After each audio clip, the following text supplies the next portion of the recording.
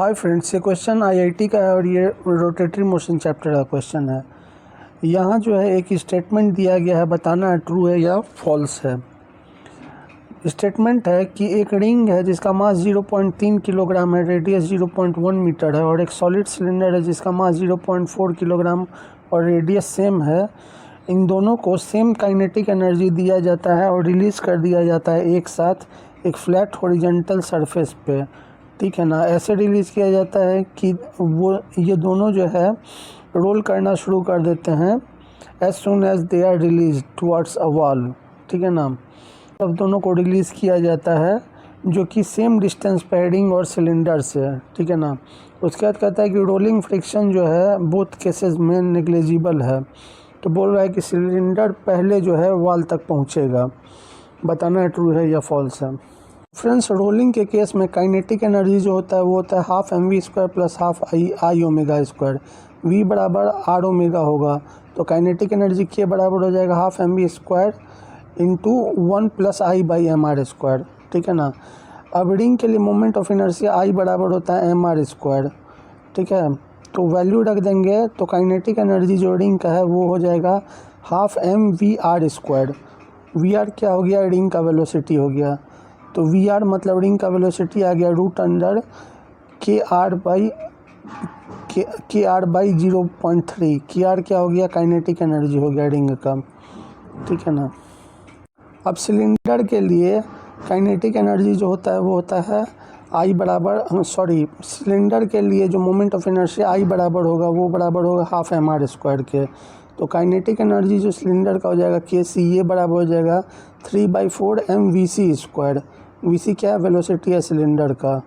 तो वी सी बराबर आ जाएगा रूट अंडर 4 के सी बाई 3 इंटू 0.4, ठीक है ना। ये बराबर हो जाएगा के सी रूट अंडर के सी बाई 0.3। तो वेलोसिटी हमारा रिंग का हो गया root under K R by 0.3 और वेलोसिटी सिलेंडर का हो गया रूट अंडर के सी बाई 0.3। अब प्रॉब्लम में दिया हुआ है कि के आर बराबर के सी है, मतलब काइनेटिक एनर्जी रिंग और सिलेंडर का बराबर है, इसलिए वी आर बराबर वी सी हो जाएगा, वेलोसिटी रिंग और सिलेंडर का बराबर हो जाएगा। अब चूँकि मोशन यूनिफॉर्म है इसलिए और वी आर बराबर वी सी है, इसलिए दोनों जो है वॉल जो है वो साइमल्टेनियसली रीच करेगा, ठीक है ना, एक साथ रीच करेगा। इसलिए जो स्टेटमेंट दिया गया है वो रॉन्ग है, ठीक है ना। Thank you friends.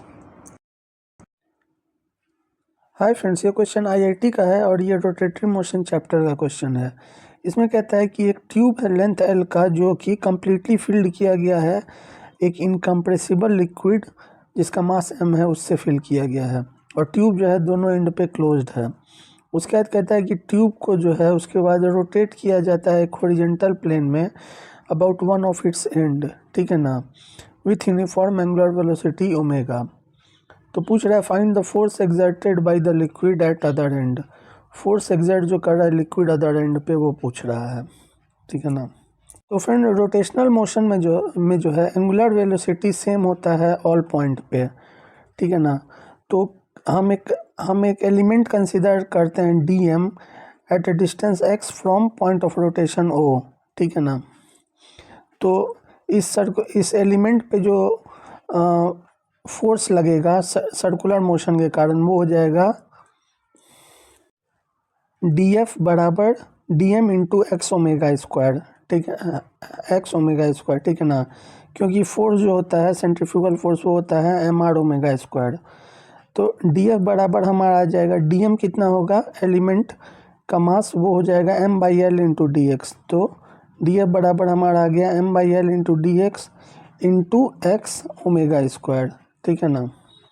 तो force exerted at other end क्या हो जाएगा? एफ बराबर हो जाएगा integral 0 to L M by L omega square X D X, ठीक है ना। और इसका हम इंटीग्रेशन करेंगे तो फोर्स एक्सर्टेड अदर एंड पाएगा एफ बराबर half M omega square L. यही आंसर होगा। Thank you friends. तो हमारा फोर्स आ गया एफ बराबर half M omega square L, यही आंसर होगा। Thank you friends. Hi friends, ये क्वेश्चन आईआईटी का है और ये रोटेटरी मोशन चैप्टर का क्वेश्चन है। इसमें कहता है कि एक स्पॉटलाइट एस है यहाँ पे जो कि हॉरिजेंटल प्लेन में रोटेट करता है with constant angular velocity 0.1 radian पर सेकेंड, मतलब एंगुलर वेलोसिटी ओमेगा बराबर 0.1 रेडियन पर सेकेंड है। स्पॉट जो है इस लाइट का, यानी पी जो यहाँ पे स्पॉट पड़ रहा है इस लाइट का, वो मूव करता है अलॉन्ग ए वॉल। ये वॉल है एट ए डिस्टेंस 3 मीटर। इस स्पॉट लाइट से 3 मीटर डिस्टेंस पे वॉल है, उस पर मूव करता है स्पॉट पी, ठीक है ना। ये पूछ रहा है कि what is the velocity of spot P when theta बराबर 45 डिग्री। जब थीटा बराबर 45 डिग्री है तो वेलोसिटी जो होगा इस स्पॉट पी का वी, वो पूछ रहा है, ठीक है ना। तो फ्रेंड्स यहाँ tan फाई बराबर हो जाएगा x बाई एच के। x है ये h है। tan फाई बराबर हो जाएगा x बाई एच के, तो x बराबर हो जाएगा h tan फाई। तो dx बाई डी टी बराबर हो जाएगा h sec square phi D phi by D T, ठीक है। तो हमारा dx बाई डी टी बराबर होगा v, और D phi by D T बराबर हमारा हो जाएगा ओमेगा, एंगुलर एक्सेलरेशन। इसलिए v बराबर हो जाएगा h sec square phi omega, ठीक है ना। h हमारा यहाँ दिया हुआ है 3 मीटर है, ठीक है ना। और फाई बराबर हो जाएगा 180 माइनस 45 इन प्लस 90। ये थीटा 45 है, ये 90 है, तो फाई बराबर इतना हो जाएगा। फाई बराबर आ जाएगा 45 डिग्री। और ओमेगा जो एंगुलर वेलोसिटी है वो दिया हुआ है 0.1 रेडियन पर सेकेंड। तो v बराबर हमारा आ गया h sec square phi. v बराबर आ जाएगा, h का वैल्यू है 3, सेक स्क्वायर फाई हो जाएगा √2 स्क्वायर और सेक स्क्वायर फाई, और ओमेगा हो जाएगा 0.1। तो v बराबर आ जाएगा 0.6 मीटर पर सेकेंड। यही आंसर होगा। तो वेलोसिटी ऑफ स्पॉट v बराबर आ जाएगा हमारा 0.6 मीटर पर सेकेंड। यही आंसर होगा। Thank you friends. Hi friends, ये क्वेश्चन आईआईटी का है और ये रोटेटरी मोशन चैप्टर का क्वेश्चन है। इसमें कहता है कि एक स्टोन है मास m का, जिसको एक स्ट्रिंग के एक एंड पे टाई किया गया है और उसको एक हॉरिजॉन्टल सर्किल में घुमाया जाता है। यहाँ हमें फोर्स ड्यू टू ग्रेविटी को नेग्लेक्ट करना है। उसके बाद कहता है कि लेंथ ऑफ स्ट्रिंग जो है उसको धीरे धीरे रिड्यूस किया जाता है। Angular momentum of stone about centre of circle को कांस्टेंट रखते हुए रिड्यूस किया जाता है। तो टेंशन ऑफ द टेंशन जो स्ट्रिंग में होगा वो दिया जाता है T is equal to A into R to the power n, where A is a constant और R जो है इंस्टेंटेनियस रेडियस है सर्किल का। तो n का वैल्यू पूछ रहा है। तो फ्रेंड्स स्ट्रिंग के सर्कुलर मोशन स्टोन के सर्कुलर मोशन के लिए mv स्क्वायर बाई आर बराबर हो जाएगा T, टेंशन के mv स्क्वायर बाई आर हो गया सेंट्रीफ्यूगल फोर्स, T हो गया टेंशन। क्योंकि यहाँ इफेक्ट ड्यू टू ग्रेविटी को नेग्लेक्ट किया गया है इसलिए g बराबर 0 है, ठीक है ना। तो mv स्क्वायर बाई आर बराबर हो जाएगा T के। अब चूंकि एंगुलर मोमेंटम को कांस्टेंट रखा गया है इसलिए एंगुलर मोमेंटम mvr जो होगा वो बराबर हो जाएगा k के। k कोई कांस्टेंट है, इससे हमें मिल जाएगा v is equal to k by M R. अब फ्रेंड्स ये इक्वेशन 2 से v बराबर k by M R, v बराबर k बाई एम आर का वैल्यू इक्वेशन 1 में रखने पर 1 क्या है mv स्क्वायर बाई आर बराबर t है, ठीक है ना। तो वैल्यू रखेंगे तो m by R into V का है k by M R square बराबर t हो जाएगा, ठीक है ना। तो t बराबर आ जाएगा हमारा k square by m into R to the power -3। तो t बराबर हमारा आ जाएगा a into R to the power -3, जबकि a क्या है कांस्टेंट है, a बराबर है k स्क्वायर बाई m, ठीक है ना। तो friends t is equal to a into R to the power -3 को कंपेयर करेंगे अगर हम t is equal to a into R to the power n से, तो n का वैल्यू हमारा आ जाएगा -3। यही आंसर होगा। Thank you friends. Hi friends, ये जो हमारा क्वेश्चन है ये फोर्स एंड टॉर्क चैप्टर का है। ये जी मीन्स के लिए क्वेश्चन है, ठीक है ना। इसमें कह रहा है कि एक यूनिफॉर्म क्यूब है ये, जो कि एक हॉरिजॉन्टल टेबल पे रेस्ट कर रहा है। इसका मास m है और इसका साइड a है, ठीक है ना। एक हॉरिजेंटल फोर्स F अप्लाई किया जाता है। यहाँ जो हॉरिजेंटल फोर्स है F, ठीक है ना, ये अप्लाई किया जा रहा है इसके एक फेस के नॉर्मल, यहाँ पे आप देख सकते हैं, ठीक है ना, जो कि इसके बेस से 3a/4 हाइट पे अप्लाई किया जाता है, ठीक है। तो ये कह रहा है कि F का मिनिमम वैल्यू क्या होगा जिससे कि वो अपना एज जो है, यहाँ पे O है मान लीजिए एज, तो इसके अबाउट ये टिप करेगा, पलटेगा या झुकना शुरू कर देगा, ठीक है ना। तो ये जो हमारा फोर्स F है ये आपको O के अबाउट जो है, O है पॉइंट ऑफ रोटेशन, F जो है एक क्लॉकवाइज रोटेशन अप्लाई करेगा, ठीक है। ये जो हमारा फोर्स F है ये इसको क्लॉकवाइज रोटेट करने का कोशिश करेगा, ठीक है। और ये हमारा फोर्स है mg जो इसको एंटी क्लॉकवाइज रोटेट करने का कोशिश करेगा। F का टॉर्क इसे क्लॉकवाइज रोटेट करने का कोशिश करेगा, mg का टॉर्क इसको एंटी क्लॉकवाइज रोटेट करने का कोशिश करेगा। और चूँकि ये टिप के अबाउट O के अबाउट एक और फोर्स आएगा जो हमारा R है, लेकिन ये कॉन्साइड करेगा सेंटर से, तो इसका जो टॉर्क होगा वो 0 हो जाएगा, ठीक। तो ये जो क्यूब है ये हमारे एज O के अबाउट तब रोटेट करना शुरू करेगा जब F का टॉर्क जो कि F × 3/4a है वो mg का जो टॉर्क होगा, यहाँ mg का जो टॉर्क होगा mg × a/2 इससे बड़ा हो जाएगा। इससे जब ये बड़ा हो जाएगा तो ये रोटेट करने लगेगा, ठीक है ना। ये जो F का है इसका नॉर्मल डिस्टेंस क्या है पॉइंट ऑफ रोटेशन से, 3a/4, तो F का टॉर्क हो जाएगा F × 3/4a। और ये जो mg का टॉर्क है इसका पॉइंट ऑफ जो रोटेशन है यहाँ पे, इससे कितना डिस्टेंस है, a/2, तो mg का टॉर्क हो जाएगा mg × a/2, ठीक है। यानी कि F बड़ा होना चाहिए 2/3 mg से टिप करने के लिए, इसलिए F का मिनिमम वैल्यू हो जाएगा 2/3 mg। Thank you friends.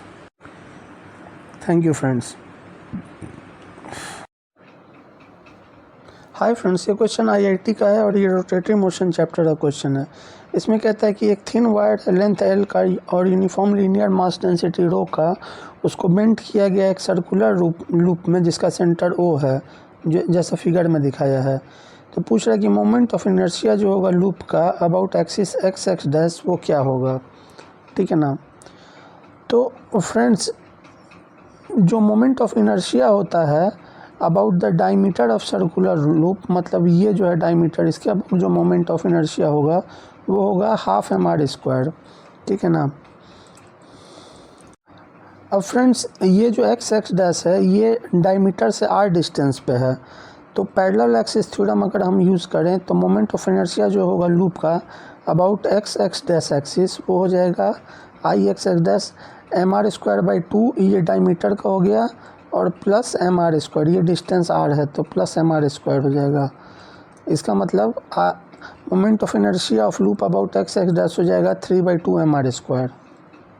अब फ्रेंड मास जो होगा m वो हो जाएगा L × ρ, ठीक है ना, और रेडियस जो होगा r वो हो जाएगा L/2π, ठीक है। तो moment of inertia of loop about x dash हो जाएगा 3/2 mr² है, तो यहाँ 3/2 m का वैल्यू रख दिए L ρ और r² का वैल्यू रख दिए L/2π होल स्क्वायर। तो Ix डैश हमको आ जाएगा 3L³ 8π², यानी ऑप्शन डी यही आंसर होगा। Thank you friends. Moment of inertia of loop about x dash जो होगा ये हो जाएगा हमारा इतना, और इसका मतलब हमारा आंसर होगा ऑप्शन डी, यही आंसर होगा। Thank you friends. Hi friends, ये क्वेश्चन IIT का है और ये जी मेंस के लिए इम्पोर्टेंट क्वेश्चन है। इसमें कहता है कि I1, I2, I3 और I4 जो है रेस्पेक्टिवली वो मोमेंट ऑफ इनर्शिया है एक थिन स्क्वायर प्लेट ABCD का, of square plate uniform thickness का है, अबाउट एक्सिस 1, 2, 3 और 4, ठीक है ना, जो कि उस प्लेट के प्लेन में है, ठीक है। तो जो मोमेंट ऑफ इनर्शिया होगा प्लेट का about an axis passing through centre O, ठीक है ना, और perpendicular to the plane of plate, वो क्या होगा पूछ रहा है। और फ्रेंड्स अगर हम सिमेट्री के हिसाब से देखें एक्सिस 1 और 2 के अबाउट, तो एक्सिस तो I1 बराबर हो जाएगा I2 सिमेट्री से। इसी तरह अगर हम सिमेट्री देखें 3 और 4 के अबाउट, तो I3 बराबर हो जाएगा I4 के सिमेट्री से। अब फ्रेंड्स चूंकि एक्सिस 1 और 2 एक दूसरे को राइट एंगल पर इंटरसेक्ट करता है, तो थ्योरम ऑफ परपेंडिकुलर एक्सिस से I बराबर हो जाएगा I1 प्लस I2। इसी तरह एक्सिस 3 और एक्सिस 4 एक दूसरे को राइट एंगल पर इंटरसेक्ट करता है, इसलिए थ्योरम ऑफ परपेंडिकुलर एक्सिस से I बराबर हो जाएगा I3 प्लस I4। अब फ्रेंड्स यहाँ I क्या होगा? I होगा moment of inertia of plate about an axis passing through centre O और परपेंडिकुलर टू इट्स प्लेन, ठीक है ना। अब फ्रेंड्स I बराबर है I1 प्लस I2, ये बराबर हो जाएगा 2I1 के, क्योंकि I1 बराबर I2 है सिमेट्री से यहाँ पे, ठीक है ना। इसी तरह I बराबर है I3 प्लस I4, ये बराबर हो जाएगा 2I3, क्योंकि यहाँ पे I3 बराबर है I4 के सिमेट्री से, ठीक है ना। इसलिए हमारा 2I1 बराबर 2I3 हो जाएगा, तो I1 बराबर I3 हो जाएगा। तो फ्रेंड्स हमारा मोमेंट ऑफ इनर्शिया I बराबर हो गया I1 प्लस I2, ये बराबर है I3 प्लस I4। अब I1 प्लस I2 कितना हो जाएगा? I1 प्लस I3 के बराबर हो जाएगा, क्योंकि I1 और I3 बराबर है। I1 हमारा I3 के बराबर है, I1 हमारा I2 के बराबर है, इसलिए I2 बराबर I3 हो जाएगा। तो I बराबर हो जाएगा I1 प्लस I2, मतलब I1 प्लस I3, यही आंसर होगा। Thank you friends. इसलिए यहाँ हमारा आंसर हो जाएगा सी I बराबर I1 प्लस I3, I बराबर I1 plus I3। Thank you friends. Hi friends, ये क्वेश्चन IIT का और ये रोटेटरी मोशन चैप्टर का क्वेश्चन है। इसमें कहता है कि एक सिमेट्रिकल लैमिना है मास m का, जो एक स्क्वायर शेप कंसिस्ट करता है with a semi circular section over the edge, ठीक है ना, जैसा कि फिगर में दिखाया गया है। साइड ऑफ स्क्वायर दे रहा है 2a है, और मोमेंट ऑफ इनर्शिया जो है लैमिना का about an axis perpendicular through its centre of मास और परपेंडिकुलर टू इट्स प्लेन है 1.6 ma²। तो मोमेंट ऑफ इनर्शिया जो होगा लैमिना का about tangent AB in the plane of lamina, वो क्या होगा पूछ रहा है।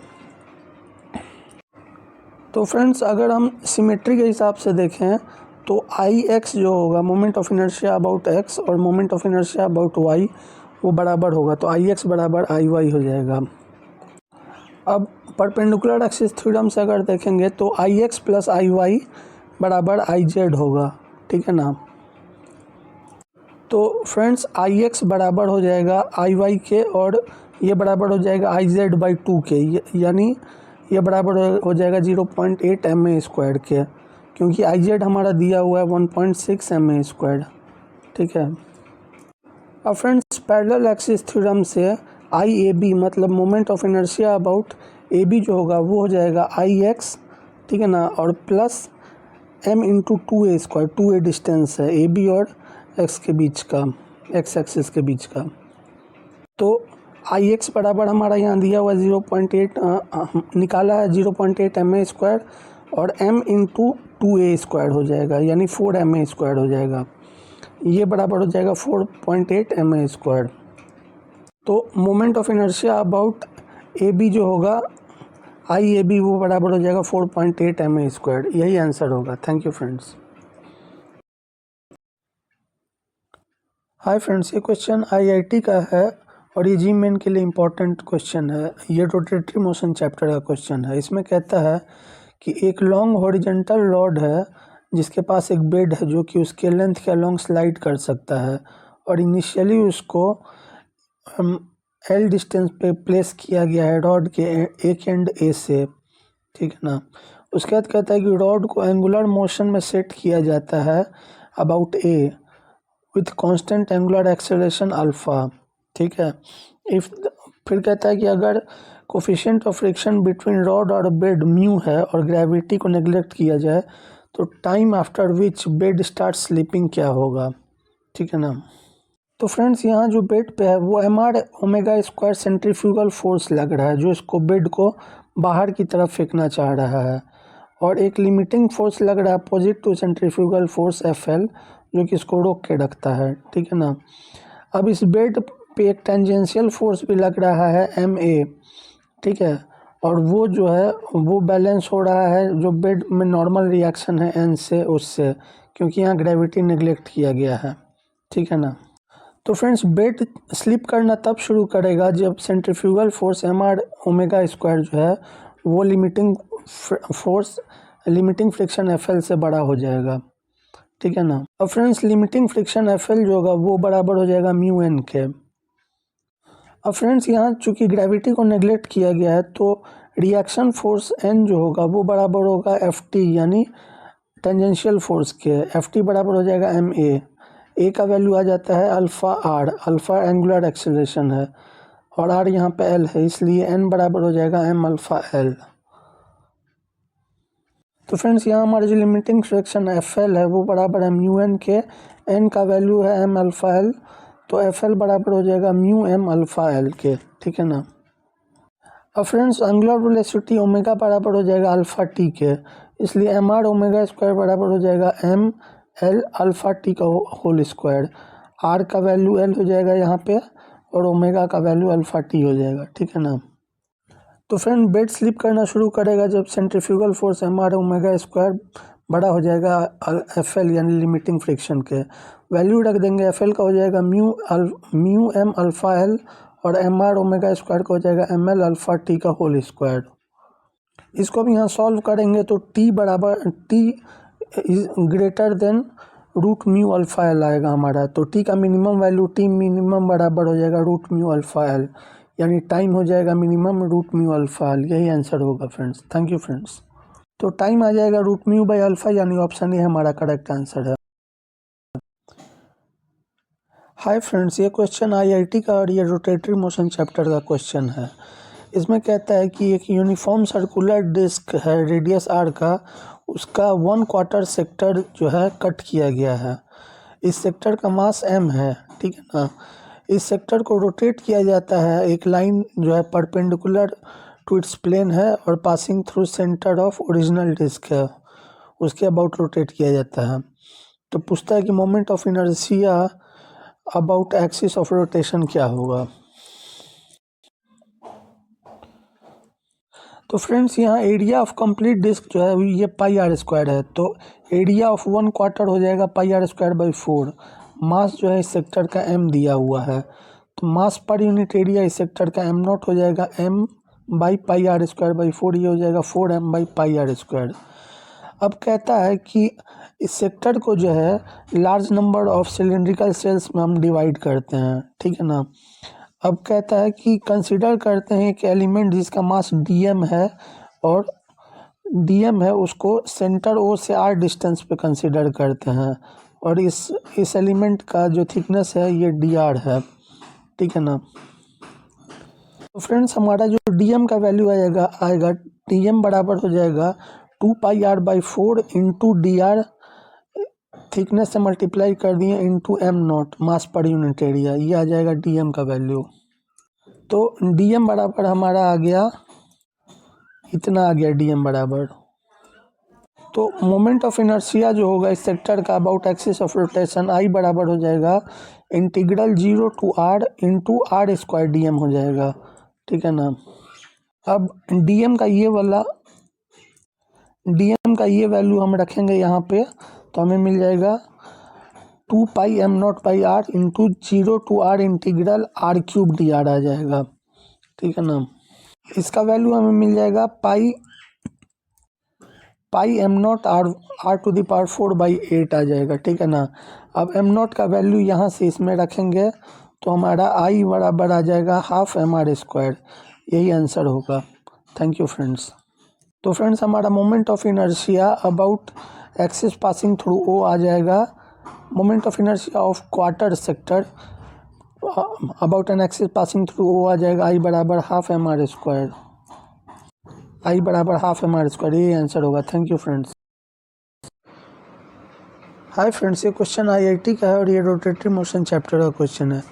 इसमें कहता है कि let I be the moment of inertia I जो है मोमेंट ऑफ इनर्शिया एक यूनिफॉर्म स्क्वायर प्लेट का about an axis A B, ये वाला, ठीक है ना, जो कि पास करता है उसके सेंटर से और पैरेलल है इसके दो साइड के, ये दो साइड के पैरेलल है, ठीक है ना। फिर कहता है कि सी डी जो है ये एक लाइन है जो पास करता है प्लेन ऑफ प्लेट से, ठीक है ना, और सेंटर से प्लेट के पास करता है और ए बी से एक एंगल थीटा बनाता है ये सी डी, ठीक है। तो यहाँ moment of inertia of plate about axis C D पूछ रहा है, ठीक है ना। तो फ्रेंड्स अगर हम सिमेट्री से देखें तो moment of inertia about A B जो है वो बराबर होगा moment of inertia about A dash B dash के, ठीक है। और friends moment of inertia about C D जो है वो बराबर होगा moment of inertia about C dash D dash के, ठीक है। अब फ्रेंड्स ए बी और ए डैश बी डैश जो है, ए बी और ए डैश बी डैश ये राइट एंगल पे इंटरसेक्ट करते हैं। इसी तरह सी डी और सी डैश डी डैश जो है ये राइट एंगल पे इंटरसेक्ट करते हैं। Friends theorem of perpendicular axis से moment of inertia about Z axis I Z बराबर हो जाएगा I A B plus I A dash B dash, ठीक है ना। Moment of inertia about A B plus moment of inertia about A dash B dash. इसी तरह I Z axis के about inertia हो जाएगा आई सी डी, यानी C D के अबाउट इनर्शिया है प्लस आई सी डैश डी डैश प्लस मतलब C dash D dash के अबाउट जो इनर्शिया है वो हो जाएगा। अब चूँकि आई ए बी बराबर है आई ए डैश बी डैश के और आई सी डी बराबर आई सी डैश डी डैश के, इसलिए यहाँ से हमें आ जाएगा 2 आई ए बी बराबर 2 आई सी डी, मतलब आई ए बी बराबर आई सी डी, ठीक है ना। आई ए बी बराबर हमारा दिया हुआ है आई के, ठीक है ना, इसलिए आई सी डी भी बराबर हो जाएगा आई के, ठीक है, यही आंसर होगा। इसलिए moment of inertia of plate about axis C D हो जाएगा आई, यानी ऑप्शन ए करेक्ट होगा। Thank you friends. Thank you friends. Hi friends, ये क्वेश्चन आईआईटी का है और ये रोटेटरी मोशन चैप्टर का क्वेश्चन है। इसमें कहता है कि एक पार्टिकल है मास m का जिसको प्रोजेक्ट किया जाता है वेलोसिटी v से making an angle 45 degree with the horizontal, ठीक है ना। उसके बाद कहता है कि मैग्नीट्यूड जो होगा एंगुलर मोमेंटम का प्रोजेक्टाइल का about the point of projection when, जब पार्टिकल जो है मैक्सिमम हाइट h पे है वो क्या होगा, ठीक है ना। तो फ्रेंड्स एंगुलर मोमेंटम जो होगा प्रोजेक्टाइल का about the point of projection O, वो हो जाएगा एल नॉट वेक्टर बराबर R vector into M V dash vector, ठीक है ना। ये बराबर हो जाएगा एल नॉट मैग्नीट्यूड जो हो जाएगा वो हो जाएगा R M V dash sine theta, ठीक है ना। ये बराबर हो जाएगा M V dash R sine theta. अब आर साइन थीटा का वैल्यू एच होता है तो एंगुलर मोमेंटम एल नॉट का वैल्यू हो जाएगा एम वी डैश एच, ठीक है। तो फ्रेंड्स हमारा एंगुलर मोमेंटम का वैल्यू आया एल नॉट बराबर एम वी डैश एच, ठीक है ना। अब जो प्रोजेक्टाइल जो है हाईएस्ट पॉइंट पे वो केवल वेलोसिटी का हॉरिजॉन्टल कंपोनेंट रहेगा, यानी वी डैश बराबर हो जाएगा V cos theta. Theta 45 degree है इसलिए ये बराबर हो जाएगा v/√2। इसी तरह प्रोजेक्टाइल जो मैक्सिमम हाइट अटेंड करेगा एच, ये बराबर होगा V square sine square theta by 2g। Theta 45 degree है इसलिए एच बराबर आ जाएगा वी स्क्वायर बाई 4g। तो एंगुलर मोमेंटम जो है प्रोजेक्टाइल का about point of projection O L not बराबर हो जाएगा एम वी डैश एच, मतलब m into v/√2 into V square by 4g। तो फ्रेंड्स एल नॉट का हमारा इतना वैल्यू आया, इसको सिंप्लीफाई करेंगे तो एल नॉट बराबर आ जाएगा M V cube by 4√2g, ठीक है ना। यही एंगुलर मोमेंटम का वैल्यू हो। यहाँ हमारा ऑप्शन बी जो है एल नॉट का value M V cube by 4√2g वो होगा, ऑप्शन बी हमारा करेक्ट होगा। तो फ्रेंड्स हमारा एल नॉट का वैल्यू इतना आ गया। अब वी स्क्वायर बाई 4g बराबर एच है, यहाँ से v का वैल्यू निकाल के जब हम इसमें रखेंगे तो हमारा एल नॉट बराबर आ जाएगा m इंटू √2gh³। इसके लिए हमारा ऑप्शन 4 भी करेक्ट है। इसलिए फ्रेंड्स हमारा एल नॉट का वैल्यू आ जाएगा ऑप्शन बी और ऑप्शन डी, यही आंसर होगा। Thank you friends. Hi friends, ये क्वेश्चन आईआईटी का है और ये रोटेटरी मोशन चैप्टर का क्वेश्चन है। इसमें कहता है कि एक स्मॉल ऑब्जेक्ट है यूनिफॉर्म डेंसिटी का जो रोल करता है रोल अप करता है एक कर्व सरफेस पे विथ इनिशियल वेलोसिटी v। ठीक है ना। उसके बाद कहता है कि it reaches up to a maximum height 3v² by 4g with respect to initial position. तो पूछ रहा है कि ऑब्जेक्ट कौन सा है, ring, disc, solid sphere, hollow sphere, कौन सा है। तो फ्रेंड्स, अगर principle of conservation of mechanical energy से देखें तो इनिशियल काइनेटिक एनर्जी जो है ऑब्जेक्ट का ½ mv² plus half I omega square वो बराबर हो जाएगा mgh के। पोटेंशियल एनर्जी जो होगा mgh के, h हाइट तक जाएगा ऑब्जेक्ट, तो हमें मिल जाएगा ½ mv² plus half I omega square है, तो ये हो जाएगा ½ IV/r होल स्क्वायर, क्योंकि ओमेगा हो जाएगा v/r और ये बराबर है mgh के। तो mg इंटू एच दिया हुआ है 3v²/4g। ठीक है ना।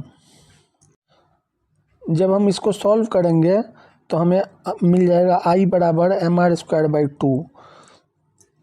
Friends, moment of inertia I बराबर mr²/2 है, इसलिए जो ऑब्जेक्ट होगा वो होगा डिस्क, यानी ऑप्शन डी करेक्ट आंसर होगा। Thank you friends. Hi friends, ये क्वेश्चन रोटेटरी मोशन का है और ये आईआईटी का क्वेश्चन है। इसमें कहता है कि एक स्मॉल ब्लॉक को शॉर्ट किया जाता है, ये जो 4 ट्रैक दिखाया गया है फिगर में वैसे। ठीक है ना। सभी ट्रैक जो है सेम हाइट तक राइज करता है और स्पीड जो है जिसके साथ ब्लॉक एंटर करता है ट्रैक में वो सेम है ऑल केसेस में। तो पूछ रहा है कि हाईएस्ट पॉइंट ऑफ ट्रैक पे नॉर्मल रिएक्शन मैक्सिमम किस केस में होगा। ठीक है ना। तो friends, highest point of track पे नॉर्मल रिएक्शन n जो होगा वो बराबर होगा mv²/r माइनस mg के। ठीक है ना। अब friends, conservation of mechanical energy से इनिशियल काइनेटिक एनर्जी ½ mv² बराबर जो होगा वो हो जाएगा ½ mv² जो काइनेटिक एनर्जी है हाईएस्ट पॉइंट ऑफ ट्रैक पर, प्लस mgh जो पोटेंशियल एनर्जी है हाईएस्ट पॉइंट ऑफ ट्रैक पे। अब friends, speed with which block enters the track यानी कि u जो है ये सेम है ऑल केसेस में। ठीक है ना। और in all cases track rises to same height, इसका मतलब h भी जो है वो सेम है ऑल केसेस में। ठीक है ना। तो फ्रेंड्स, अब चूंकि u और h जो है वो सेम है ऑल केसेस में, इसलिए v जो होगा हमारा velocity at highest point of track v वो भी जो है सेम होगा ऑल केसेस में। ठीक है। तो मतलब फ्रेंड्स, हमारा v जो है वो भी सेम होगा ऑल केसेस में। ठीक है। तो अब फ्रेंड्स, हमारा नॉर्मल रिएक्शन n जो है वो बराबर है इतना के। ठीक है ना। अब चूँकि v जो है ऑल केसेस में सेम है, इसलिए n मैक्सिमम हो जाएगा। n मैक्सिमम होगा जब r मिनिमम होगा। ठीक है ना। तो नॉर्मल रिएक्शन जो है n वो मैक्सिमम होगा उस केस में जिस केस में r जो है हमारा वो मिनिमम होगा। तो केस a में हम देखते हैं कि r हमारा मिनिमम है, इसलिए हमारा आंसर हो जाएगा option A. Thank you friends. Hi friends, ये क्वेश्चन आईआईटी का है और ये रोटेटरी मोशन चैप्टर का क्वेश्चन है। इसमें कहता है कि एक सिलेंडर जो है वो रोल अप करता है कि इंक्लाइंड प्लेन पे। ठीक है ना। उसके बाद कुछ हाइट रीच करता है और उसके बाद रोल डाउन कर जाता है और वो through out the motion slip नहीं करता है। ठीक है ना। तो डायरेक्शन जो होगा फ्रिक्शनल फोर्स का जो सिलेंडर पे एक्ट कर रहा है वो किस तरह का होगा, अप या डाउन, सो पूछ रहा है। ठीक है ना। तो फ्रेंड्स, बोथ असेंडिंग और डिसेंडिंग मोशन में, मतलब ऊपर गया और नीचे आया, दोनों मोशन में gravitational force component mg sine theta जो होगा वो इंक्लाइंड के डाउनवर्ड एक्ट करेगा। ठीक है ना। उसके बाद रोलिंग विदाउट स्लिपिंग के लिए जो स्टैटिक फ्रिक्शनल फोर्स है उसको जो है वो अपोज करता है। टेंडेंसी जो होता है पॉइंट ऑफ कांटेक्ट का स्लिप करने का, उसको स्टैटिक फ्रिक्शनल फोर्स अपोज करता है उस टेंडेंसी को। ठीक है ना। तो दोनों ही केसेस में टेंडेंसी जो है सिलेंडर का वो है स्लाइड डाउन करने का, इंक्लाइंड पे स्लाइड डाउन करने का टेंडेंसी है। इसलिए फ्रिक्शनल फोर्स जो है वो दोनों केसेस में जो है वो अपवर्ड एक्ट कर रहा है, ठीक है ना, क्योंकि उसका टेंडेंसी है वो जो है वो अपोज कर रहा है स्लिप करने का टेंडेंसी को, ठीक है। तो इसका आंसर हो जाएगा हमारा बी, ठीक है ना, up in the inclined while ascending as well as descending, ठीक है। थैंक यू, यही आंसर होगा। Thank you friends. Hi friends, ये क्वेश्चन आईआईटी का है और ये रोटेटरी मोशन चैप्टर का क्वेश्चन है। इसमें कहता है कि जब एक बाइसिकल जो है वो मोशन में रहता है तो फोर्स ऑफ फ्रिक्शन जो एग्जर्टेड बाय ग्राउंड होता है दोनों व्हील पे, वो कैसे एक्ट करता है, ठीक है ना। तो मान लीजिए फ्रेंड्स, फिगर में ये एक बाइसिकल है, ठीक है ना, इसका ये इस साइड मूव कर रहा है, राइट साइड में। इसका ये फ्रंट व्हील हो गया और ये रियर व्हील हो गया। अब फ्रेंड्स, ये जो रियर व्हील है, ये जो है पॉइंट ऑफ कांटेक्ट जो है ये यहाँ पे ये ग्राउंड को बैकवर्ड पुश कर रहा है, ठीक है ना। इसलिए ग्राउंड भी जो है इस पे एक इक्वल और अपोजिट फोर्स लगाता है फॉरवर्ड डायरेक्शन में। ये जो रिएक्शन फोर्स है इसी को स्टैटिक फ्रिक्शन कहते हैं, ठीक है ना, जो ग्राउंड लगाता है। तो और ये जो स्टैटिक फ्रिक्शन है ये फॉरवर्ड डायरेक्शन में एक्ट करता है, यहाँ पे इस डायरेक्शन में। तो फ्रेंड्स, ये पीछे वाले व्हील पे जो स्टैटिक फ्रिक्शन है वो यहाँ फॉरवर्ड डायरेक्शन में एक्ट कर रहा है, इस डायरेक्शन में ये मूव कर रहा है, इस डायरेक्शन में बाइसिकल मूव कर रहा है। तो force of friction backward wheel पे फॉरवर्ड डायरेक्शन में लगा, ठीक है ना। अब फ्रेंड्स, ये फ्रंट व्हील को रोटेट करने के लिए फ्रिक्शनल फोर्स जो है ना ग्राउंड का, वही नेसेसरी टॉर्क प्रोवाइड करता है, ठीक है। अब यहाँ ये फ्रंट व्हील जो है ये फॉरवर्ड मूव कर रहा है इस डायरेक्शन में, इसलिए ये क्लॉकवाइज रोटेट कर रहा है फ्रंट व्हील, ठीक है ना। इसलिए इसको क्लॉकवाइज रोटेट करने के लिए व्हील के बॉटम में यहाँ जो फ्रिक्शन फोर्स है वो बैकवर्ड डायरेक्शन में एक्ट करना चाहिए, ठीक है ना। इसलिए हमारा यहाँ आंसर हो जाएगा ऑप्शन ए, जो फ्रिक्शनल फोर्स है वो फ्रंट व्हील पे बैकवर्ड डायरेक्शन में एक्ट करना चाहिए और रियर व्हील पे जो है वो फॉरवर्ड डायरेक्शन में एक्ट करना चाहिए। यही आंसर होगा। Thank you friends. Hi friends, ये क्वेश्चन आईआईटी का है और ये रोटेटरी मोशन चैप्टर का क्वेश्चन है। इसमें कहता है कि एक डिस्क जो है वो रोल कर रहा है without slipping angular velocity omega के साथ, ठीक है ना। पी और क्यू जो है दो पॉइंट है जो कि सेंटर सी से इक्वल डिस्टेंस पे है डिस्क पे। तो जो मैग्नीट्यूड ऑफ वेलोसिटी होगा V P V Q V C का, उसका ऑर्डर क्या होगा वो पूछ रहा है। तो फ्रेंड्स, प्योर रोलिंग में द पॉइंट ऑफ कांटेक्ट जो होता है ये वाला, ये होता है इंस्टेंटेनियस सेंटर ऑफ रोटेशन, ठीक है ना। फॉर ऑल द पार्टिकल, जितना भी पार्टिकल है डिस्क पे उसके लिए इंस्टेंटेनियस सेंटर ऑफ रोटेशन ये पॉइंट ऑफ कांटेक्ट होगा ये वाला, ठीक है ना। अब अगर हम v बराबर आर ओमेगा अगर हम अप्लाई करें, ठीक है ना, तो चूँकि ओमेगा जो है वो सेम है ओमेगा सेम है for all the particles on the disc, इसलिए v जो है वो वेरी करेगा एज आर, ठीक है ना। तो फ्रेंड्स, v वेरी करेगा एज आर के। अब हम यहाँ देखते हैं तो आर पी जो है यहाँ पे अगर हम देखें तो आर पी बड़ा है आर सी से और आर सी बड़ा है आर क्यू से, ठीक है ना। और चूँकि v वेरीज एज आर करता है, इसलिए हमारा हो जाएगा वी पी बड़ा है वी सी से और ये बड़ा है वी क्यू से, ठीक है ना। यानी हमारा आंसर आ जाएगा बी, यही आंसर होगा। Thank you friends. Hi friends, ये क्वेश्चन आईआईटी का है और ये रोटेटरी मोशन चैप्टर का सवाल है।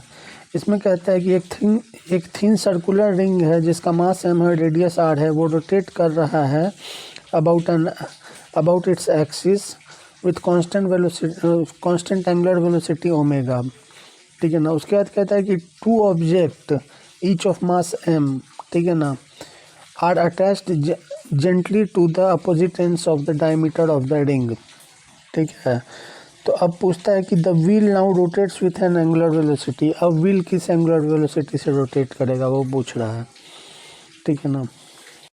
तो फ्रेंड्स, चूँकि दोनों ऑब्जेक्ट जो है वो जेंटली प्लेस किया जाता है रिंग पे, इसलिए कोई एक्सटर्नल टॉर्क नहीं एक्ट करेगा सिस्टम पे।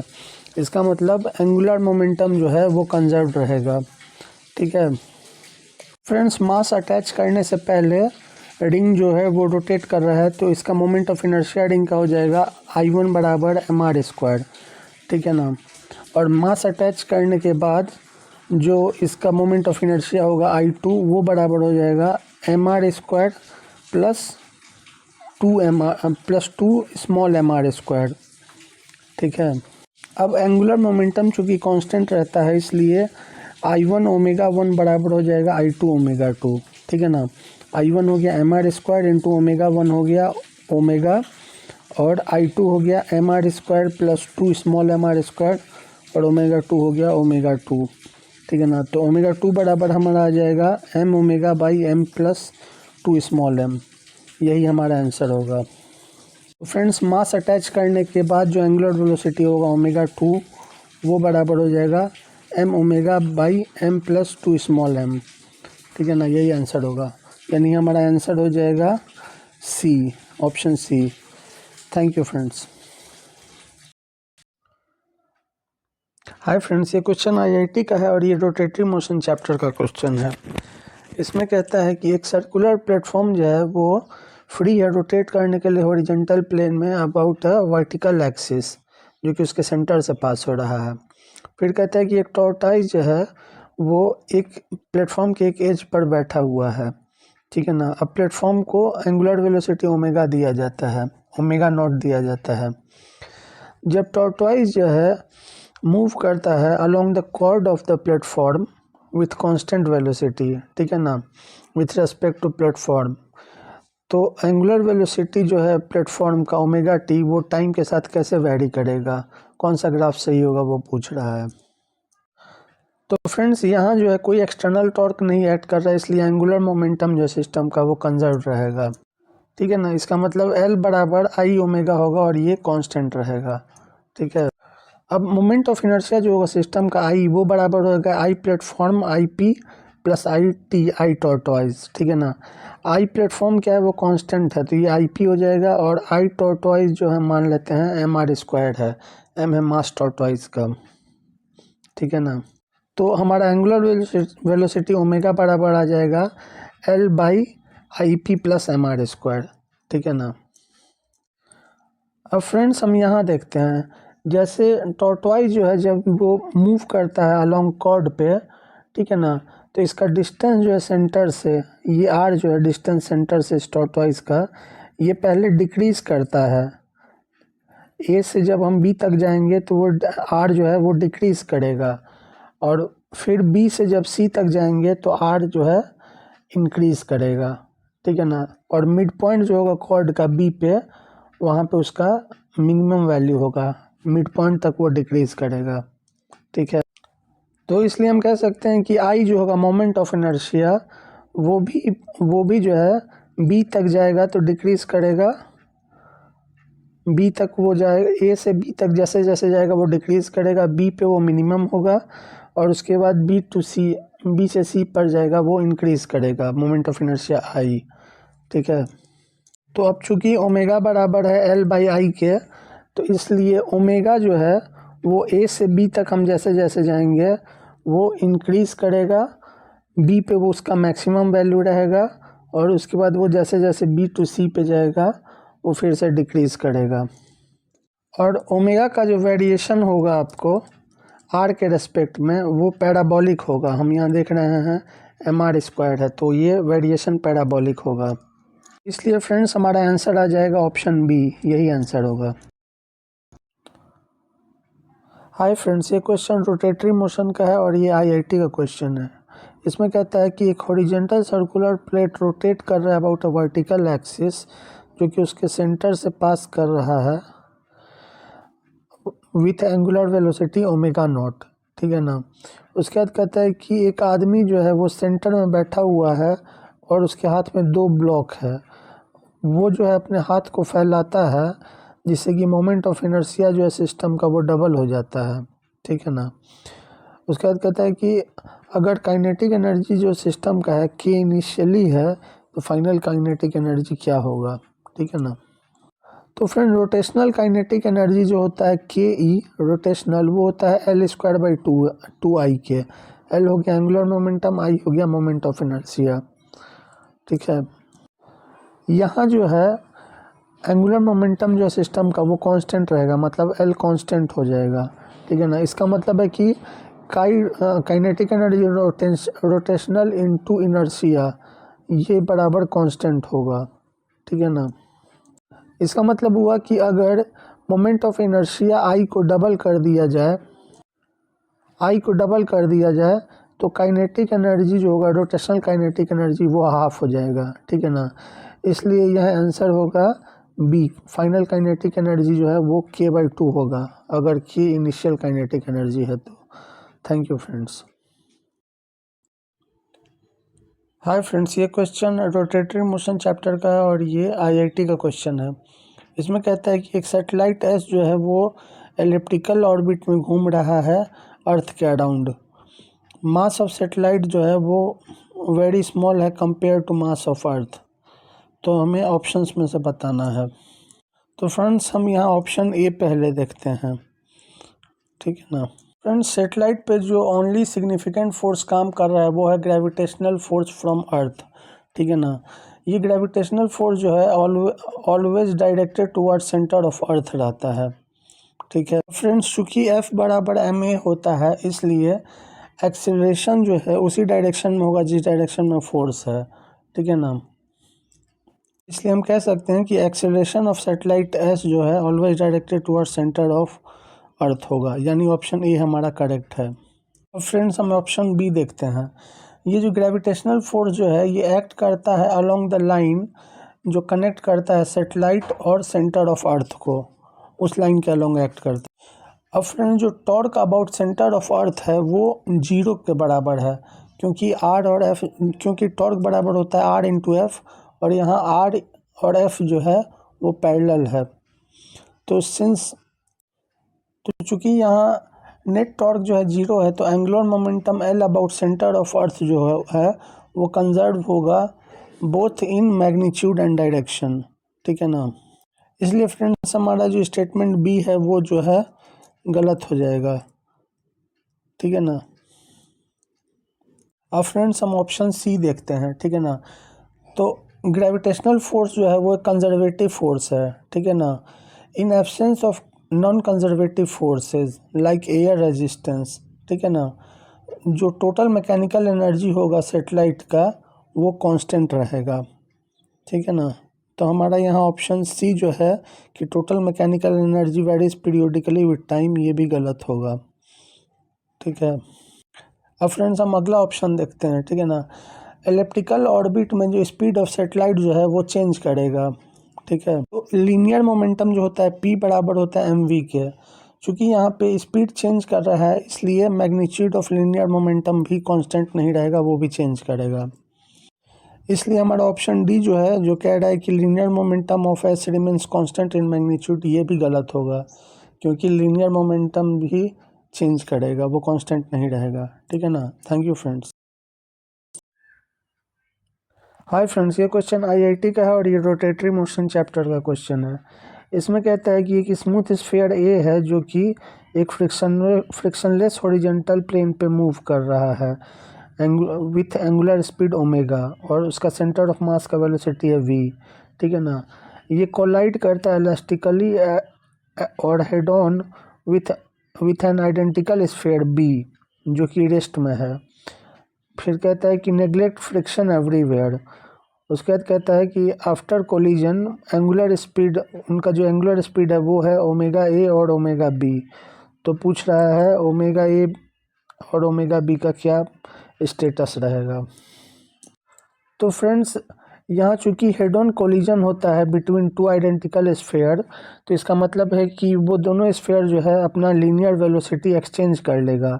मतलब कोलिजन के बाद जो है स्फीयर बी जो है उसका लीनियर वेलोसिटी v हो जाएगा जो कि a का था, ठीक है ना। इसके बाद कहता है कि since the sphere are smooth and friction is neglected, ठीक है ना। इसका मतलब है कि there is no tangential force during the collision. No tangential force का मतलब हो गया कि no torque about centre of mass of either sphere. दोनों स्फीयर का जो सेंटर ऑफ मास है वहाँ कोई टॉर्क जनरेट नहीं होता है, क्योंकि टेंजेंशियल फोर्स यहाँ पे नहीं है, ठीक है ना।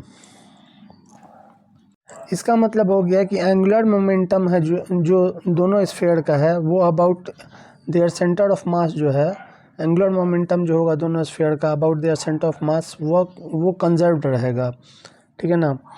तो हम देखते हैं फ्रेंड्स कि एंगुलर मोमेंटम स्फीयर ए का कंजर्व्ड है और उसका इनिशियल एंगुलर स्पीड ओमेगा है, इसलिए फाइनल एंगुलर स्पीड जो होगा ओमेगा ए वो जो होगा वो इनिशियल एंगुलर स्पीड ओमेगा के बराबर होगा, इसलिए ओमेगा ए बराबर ओमेगा हो जाएगा। इसी तरह स्फीयर बी जो है इनिशियली रेस्ट में है, इसलिए उसका इनिशियल एंगुलर स्पीड 0 है। एंगुलर मोमेंटम स्फीयर बी का भी कंजर्व्ड है, इसलिए final angular speed omega B जो है वो इक्वल होगा उसके इनिशियल एंगुलर स्पीड 0 के, तो ओमेगा बी बराबर 0 हो जाएगा। इसलिए फाइनली फ्रेंड्स हमारा आंसर आ जाएगा ओमेगा ए बराबर ओमेगा और ओमेगा बी बराबर 0, इसलिए हमारा ऑप्शन सी करेक्ट होगा। Thank you friends. Hi friends, ये क्वेश्चन आईआईटी का है और ये रोटेटरी मोशन चैप्टर का क्वेश्चन है। यहाँ दो स्टेटमेंट दिया गया है। स्टेटमेंट 1 कहता है कि दो सिलेंडर है, एक हॉलो है जो मेटल का है और एक सॉलिड है जो वुड का है, और दोनों का मास सेम है और आइडेंटिकल डायमेंशन है दोनों का। इन दोनों को साइमल्टेनियसली जो है अलाउड किया जाता है रोल करने के लिए विदाउट स्लीपिंग, एक डाउन एंड इंक्लाइंड प्लेन, एक इंक्लाइंड प्लेन के डाउन इनको रोल किया जाता है। फ्रॉम द सेम हाइट से इनको रोल किया जाता है। तो बोलता है कि हॉलो सिलेंडर जो है वो बॉटम में पहले पहुंचेगा, इंक्लाइंड प्लेन के बॉटम में पहले पहुंचेगा, ठीक है ना। और स्टेटमेंट 2 कहता है कि principal of conservation of energy से टोटल काइनेटिक एनर्जी जो होगा बोथ सिलेंडर का वो आइडेंटिकल होगा जब वो दोनों इंक्लाइंड के बॉटम पे पहुंचेगा। तो बताना है कि स्टेटमेंट 1 और 2 ट्रू है कि नहीं, ठीक है ना।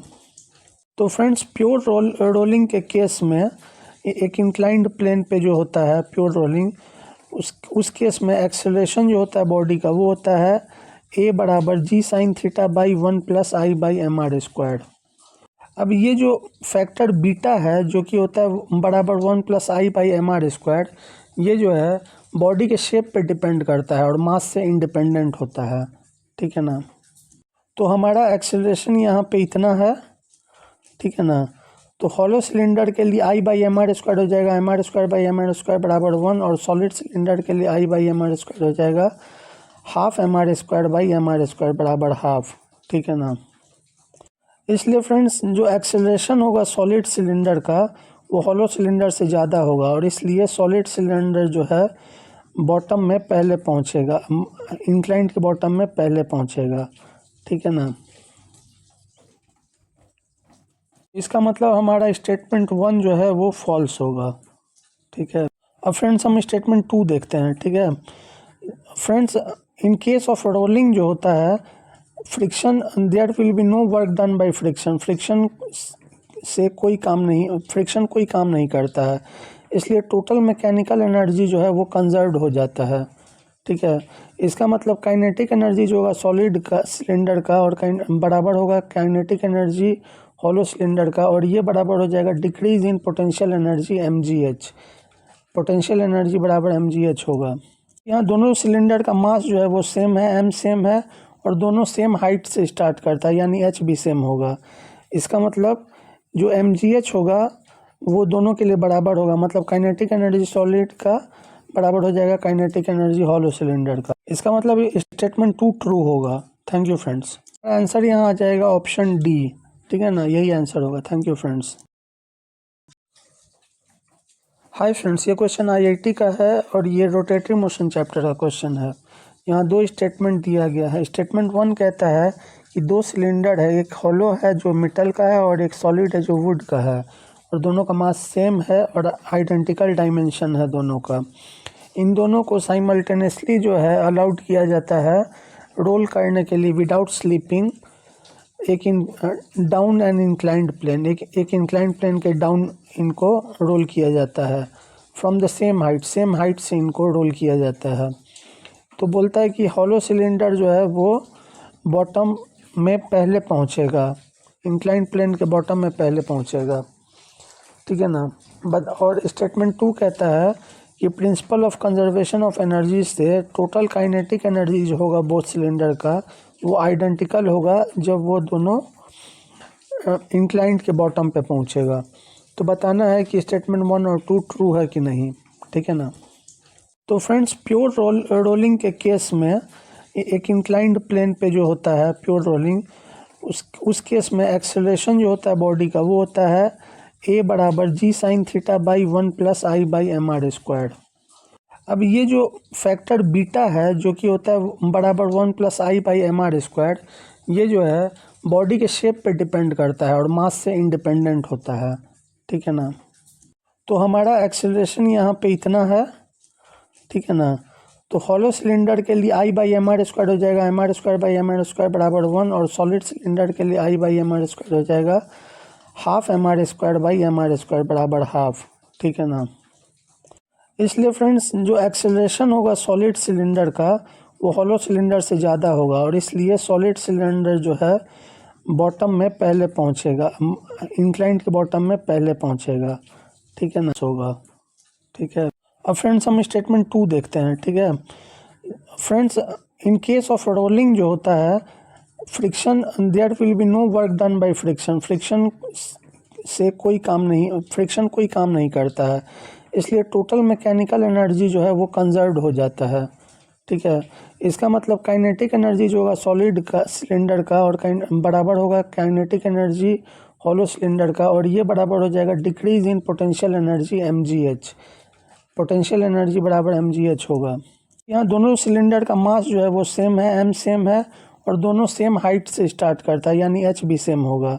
इसका मतलब जो mgh होगा वो दोनों के लिए बराबर होगा, मतलब काइनेटिक एनर्जी सॉलिड का बराबर हो जाएगा काइनेटिक एनर्जी हॉलो सिलेंडर का। इसका मतलब ये स्टेटमेंट 2 ट्रू होगा। Thank you friends. आंसर यहाँ आ जाएगा ऑप्शन डी, ठीक है ना, यही आंसर होगा। Thank you friends.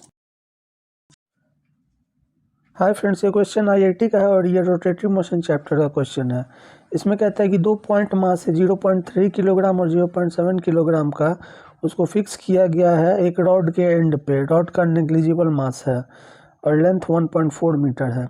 रॉड को जो है रोटेट किया जाता है एक axis perpendicular to its length के अलोंग यूनिफॉर्म एंगुलर स्पीड के साथ। तो पॉइंट ऑन द रॉड पे वो कौन सा पॉइंट होगा जिसके थ्रू एक्सिस पास होना चाहिए इन द ऑर्डर, मतलब इसलिए कि वर्क रिक्वायर्ड जो हो रोटेशन ऑफ रॉड के लिए वो मिनिमम हो, वो कितना डिस्टेंस पे लोकेट करेगा, एंड से पूछ रहा है, ठीक है ना। तो मान लीजिए फ्रेंड्स कि पॉइंट ऑफ रोटेशन O है और 0.3 kg का मास इससे x डिस्टेंस पे है, और तो 0.7 kg का मास इससे 1.4 माइनस x डिस्टेंस पे होगा, ठीक है ना। रॉड को पॉइंट O के थ्रू रोटेट किया जाता है। तो मोमेंट ऑफ इनर्शिया जो होगा सिस्टम का about axis of rotation O वो हो जाएगा I is equal to I1 plus I2। I1 क्या होगा 0.3 इंटू एक्स स्क्वायर, और I2 हो जाएगा 0.7 इंटू 1.4 माइनस एक्स स्क्वायर यहाँ पे, ठीक है ना। अब फ्रेंड्स वर्क रिक्वायर्ड जो होगा रॉड के रोटेशन के लिए वो इक्वल होगा रोटेशनल काइनेटिक एनर्जी के, इसलिए वर्क डन W बराबर हाफ I ओमेगा स्क्वायर हो जाएगा। I का वैल्यू यहाँ पे हमें मिल गया है इतना x square plus 1.372 minus 1.96 x, ठीक है ना। तो वर्क डन जो है वो मिनिमम हो उसके लिए dW बाई डी एक्स बराबर 0 होना चाहिए। इसका मतलब d by D X into इतना इंटू ओमेगा स्क्वायर बाई 2 ये बराबर 0 होगा, मतलब 2x माइनस 1.960 होगा, तो x का वैल्यू आ जाएगा 1.96 बाई 2 मतलब 0.98 मीटर। तो इसलिए फ्रेंड्स वर्क डन जो है वो मिनिमम होने के लिए जो एक्सिस है उसको 0.3 kg से x डिस्टेंस मतलब 0.98 मीटर पे लोकेट होना चाहिए एक्सिस को, ठीक है ना। इसका मतलब हमारा आंसर आ जाएगा C 0.98 metre from mass 0.3 kg। यही आंसर होगा। Thank you friends. Hi friends, ये क्वेश्चन आईआईटी का और ये रोटेटरी मोशन चैप्टर का क्वेश्चन है। इसमें कहता है कि एक रॉड है लेंथ एल का जो कि एक एंड से हिंज किया गया है। इस रॉड को हॉरिजेंटल पोजीशन में लाया जाता है और रिलीज़ कर दिया जाता है। तो एंगुलर वेलोसिटी जो होगा रॉड का जब वो वर्टिकल पोजीशन में है वो क्या होगा, पूछ रहा है। तो फ्रेंड्स यहाँ हम देखते हैं कि जब रॉड हॉरिजेंटल पोजीशन में है तो इसका सेंटर ऑफ मास जो है ये फाइनल पोजीशन से L/2 हाइट पे है यहाँ पे, ठीक है ना। और जब वर्टिकल पोजीशन में रॉड आता है तो इसका एंगुलर वेलोसिटी ओमेगा हो जाता है। तो इनिशियल पोटेंशियल एनर्जी जो होगा रॉड का यू इनिशियल ये बराबर हो जाएगा mg/L/2 और फाइनल काइनेटिक रोटेशनल एनर्जी जो होगा रॉड का के फाइनल ये बराबर हो जाएगा हाफ आई ओमेगा स्क्वायर, ठीक है ना। अब अगर एक रॉड का लेंथ एल है, मास एम है, वो ही और एक एंड पे वो हिंज्ड है तो इसका आई बराबर हो जाएगा मोमेंट ऑफ इनर्शिया बराबर 1/3 ml²। तो हमारा फाइनल रोटेशनल काइनेटिक एनर्जी के फाइनल बराबर हो जाएगा half into 1/3 ml² into omega square, ठीक है ना। तो फ्रेंड्स यहाँ जो रॉड का इनिशियल पोटेंशियल एनर्जी है ये फाइनली रोटेशनल काइनेटिक एनर्जी में कन्वर्ट हो जाता है। तो कंजर्वेशन ऑफ एनर्जी से यू इनिशियल बराबर हो जाएगा के फाइनल। तो चूँकि friends you initial potential energy बराबर होगा फाइनल काइनेटिक एनर्जी, तो यू इनिशियल हमारा आ जाएगा mg/L/2, फाइनल काइनेटिक एनर्जी आ जाएगा 1/6 ml² ओमेगा स्क्वायर। तो इससे फ्रेंड्स हमारा ओमेगा एंगुलर वेलोसिटी बराबर आ जाएगा √3g/L, यानी हमारा ऑप्शन बी सही होगा। Thank you friends. Hi friends, ये क्वेश्चन आईआईटी का है और ये रोटेटरी मोशन चैप्टर का क्वेश्चन है। इसमें कहता है कि एक पार्टिकल जो है वो सर्कुलर ऑर्बिट में कांस्टेंट स्पीड से मूव कर रहा है तो उसका जो एंगुलर मोमेंटम वो कंजर्व्ड होगा अबाउट व्हाट, मतलब centre about which point, centre of circle या पॉइंट आउटसाइड सर्किल, ऐसा पूछ रहा है। तो फ्रेंड्स इसका आंसर आ जाएगा हमारा D, the centre of circle, ठीक है ना। तो फ्रेंड्स अगर कोई पार्टिकल जो है वो यूनिफॉर्म सर्कुलर मोशन परफॉर्म कर रहा है तो जो नेट फोर्स एक्ट करता है पार्टिकल है पे वो होता है सेंट्रीपिटल फोर्स और वो डायरेक्टेड टुवर्ड्स होता है सेंटर ऑफ सर्किल, ये वाला, ठीक है ना। अब फ्रेंड्स इस पार्टिकल का जो टॉर्क होगा ड्यू टू फोर्स एफ, ठीक है ना। तो फ्रेंड्स जो पार्टिकल पे टॉर्क एक्ट करेगा about centre O due to force F वो हो जाएगा torque is equal to R into F. अब चूंकि आर और एफ यहाँ पे दोनों पैरेलल है इसलिए आर इंटू एफ बराबर 0 हो जाएगा। अब फ्रेंड्स यहाँ पे चूंकि एक्सटर्नल टॉर्क जो है अबाउट सेंटर ओ वो हमारा 0 आ रहा है इसलिए एंगुलर मोमेंटम एल जो होगा वो अबाउट सेंटर वो कंजर्व्ड होगा, इसलिए यहाँ हमारा आंसर हो जाएगा डी, ठीक है ना। एंगुलर मोमेंटम जो है पार्टिकल का वो अबाउट सेंटर ऑफ सर्किल जो है वो कंजर्व रहेगा। Thank you friends. Hi friends, ये क्वेश्चन रोटेटरी मोशन चैप्टर का और ये आईआईटी का क्वेश्चन है। इसमें कहता है कि एक डिस्क है मास m का और रेडियस r है इस डिस्क का, ठीक है ना। वो एक हॉरिजेंटल प्लेन पे रोल कर रहा है विथ एंगुलर स्पीड ओमेगा, ठीक है ना। तो पूछ रहा है मैग्नीट्यूड ऑफ एंगुलर मोमेंटम जो होगा इस डिस्क का अबाउट ओरिजिन ओ वो क्या होगा। तो फ्रेंड्स हम यहाँ फिगर में देखते हैं जो ये OC है ये OC डिस्टेंस RC के बराबर है, ठीक है ना। और VC जो है वेलोसिटी है centre of mass of disc का, ठीक है ना। तो जो लीनियर मोमेंटम होगा सेंटर ऑफ मास का वो हो जाएगा PC बराबर MVC, ठीक है। अब मान लीजिए कि LC जो है वो angular momentum of disc about C, तो और तो एंगुलर मोमेंटम अबाउट ओरिजिन जो होगा LO वो बराबर हो जाएगा LC + RC इंटू PC, ठीक है। तो फ्रेंड्स हम यहाँ देखते हैं कि angular momentum of disc about origin L जो होगा वो बराबर हो जाएगा L vector of centre of mass plus RCM गुने MVCM, यही होगा origin about angular momentum about origin. और friends angular momentum about origin जो होगा उसका जो डायरेक्शन होगा वो होगा इनसाइड प्लेन ऑफ पेपर, ठीक है ना। तो फ्रेंड्स मैग्नीट्यूड जो हो जाएगा एल नॉट का वो हो जाएगा I C omega plus R C into M V C sine theta हो जाएगा। अब फ्रेंड्स आई सी जो होगा हमारा inertia about centre of mass हो जाएगा हाफ एम आर स्क्वायर, ठीक है ना। तो आई सी ओमेगा बराबर हो जाएगा half M R square omega into R सी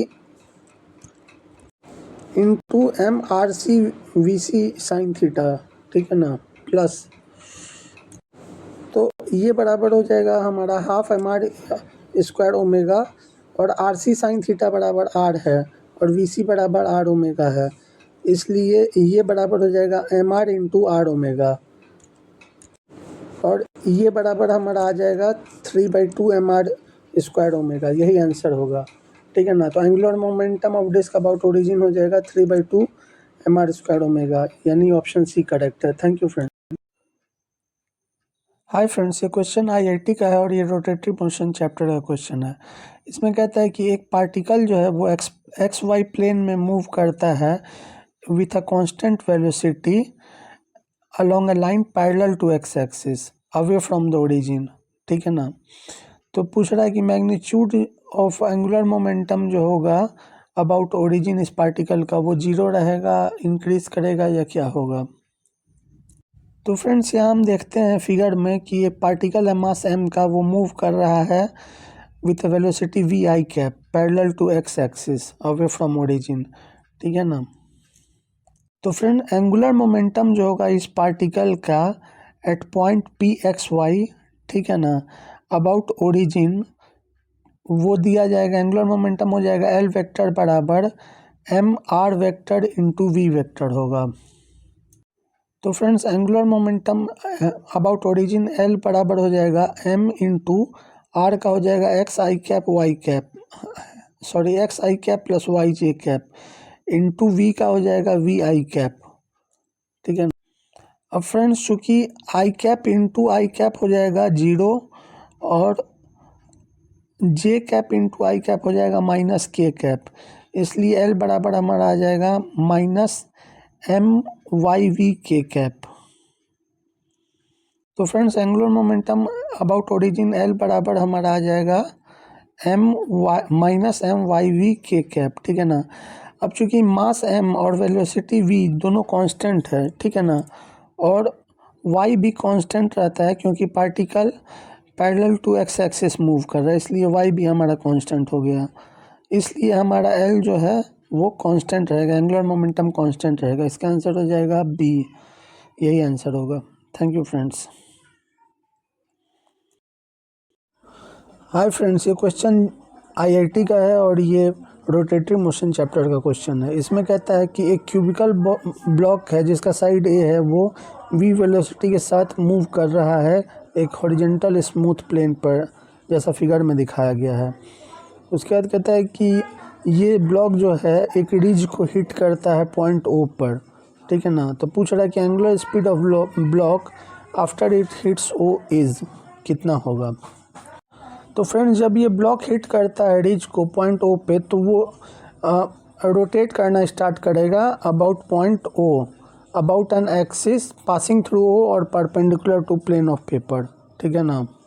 अब friends since there is no external torque acting about point O, we can say that angular momentum will be conserved about point O, ठीक है। तो angular momentum about O conserved है, इसलिए L initial about ओ बराबर L final about O हो जाएगा, ठीक है।